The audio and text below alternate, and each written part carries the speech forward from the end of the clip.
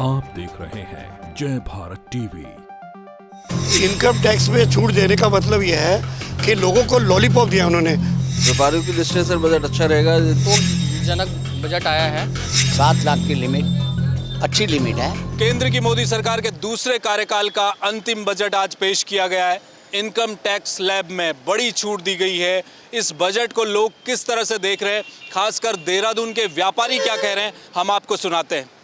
देश का union budget पेश हो चुका है। मोदी सरकार ने इस बजट को अगले 25 साल का ब्लूप्रिंट बताया है। सुस्ती के बावजूद भी देश की जीडीपी 7% ग्रोथ का अनुमान है।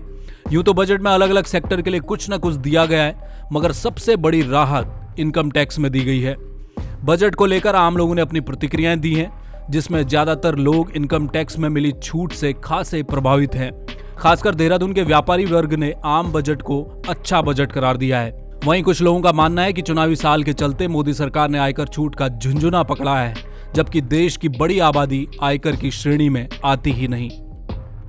व्यापारियों की दृष्टि से बजट अच्छा रहेगा। इन्होंने फर्स्ट टाइम कई साल बाद इनकम टैक्स की रिबेट बढ़ाई है। इन्होंने 5 लाख से जो है 7 लाख कराया, बहुत अच्छा हुआ है वो। उससे व्यापारियों को फ़ायदा रहेगा इसके अंदर। देखिए, पिछले जो 2 वर्ष कोरोना में निकले हैं, उससे व्यापारी और किसान और जैसे कि हर तरह का लोग मतलब काफ़ी परेशान रहा, मगर उस हिसाब से थोड़ा संतोषजनक बजट आया है कि माननीय सीतारमण मैडम ने जो बजट पेश करा है, उसमें जो छूट थी हमारी 5% से, जो 5 लाख का स्लैब पे थे, वो अब बढ़ाकर 7 लाख कर दिए। उससे भी ये मध्यम वर्गीय व्यापारी को काफ़ी राहत मिलेगी। देखिए, ऐसा ना सोने चांदी का तो ऐसा है कि वो एक ज़रूरत की चीज़ है, मगर ये है कि उस पर बढ़ा दी गई, कोई बात नहीं। वो तो बजट होगा तो लेगा, नहीं होगा तो उसके बिना गुजारा चल जाता है आदमी का। मगर जो चीज़ रोज़मर्रा की चीज़ें हैं, जैसे कृषि से उत्पादन होने वाले चावल, गेहूँ, आटा, दाल, अगर इस पर एक्साइज ड्यूटी कम होएगी तो उससे किसानों से उत्पादन में वृद्धि मिलेगी, है ना। उनको लोन माफ़ करा जाए और उससे धीरे धीरे उत्पादन बढ़ेगा तो देश उन्नति की तरफ बढ़ेगा। छोटा व्यापारी, मैं क्योंकि व्यापार क्षेत्र से हूँ, एक छोटा व्यापारी बहुत समय से मांग कर रहा था कि हमें इनकम टैक्स स्लैब में ज़्यादा मतलब छूट दी जाए और हमारे को 5 लाख से बढ़ा के जो ये 7 लाख किया है, मैं समझता हूँ कि हमारा छोटा व्यापारी इसमें बहुत उन्नति करेगा और ये एक लाभप्रद होगा छोटे व्यापारी के लिए भी और छोटे कर्मचारियों के लिए भी। 7 लाख की लिमिट अच्छी लिमिट है और इससे एक परिवार का पोषण होने में मदद मिलेगी। इनकम टैक्स में छूट देने का मतलब यह है कि लोगों को लॉलीपॉप दिया उन्होंने। लोगों को जो है दिखाया कि हम चुनावी मुद्दा है, चुनाव आ गया है, तो वो जनता को जो है लॉलीपॉप दे रहे हैं। लेकिन ऐसा नहीं है कि जो मेन मुद्दे हैं, जैसे बेरोजगारी हुई, महंगाई हुई, उनकी तरफ ध्यान रखना चाहिए।